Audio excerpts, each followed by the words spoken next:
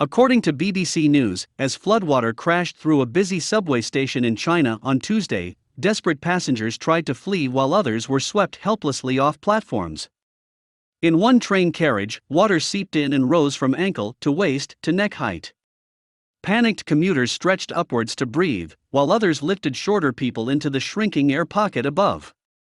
In terrifying videos shared on social media, some passengers can be seen standing on chairs and clinging to the ceiling as the floodwater creeps upwards. One tried to smash a window, before realizing that there was even more water outside the carriage.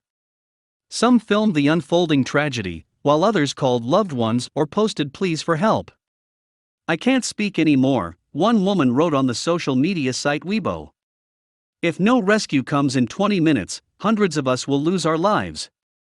We were all standing on the seats, and the water was already on our knees," a woman who gave her name as Ms. Lee told Elephant News. Some shorter passengers had water up to their necks, she said, adding that as time went on the air supply began to diminish. After about an hour, the train carriage was plunged into darkness, and the oxygen level waned further.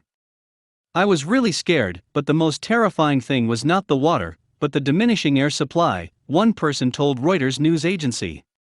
After several hours of fear and uncertainty, rescuers were able to gain access through the roof of the carriage and pulled people out. "We knocked on the glass a bit, on the ceiling. Then suddenly there was air," an unnamed woman told state broadcaster CCTV.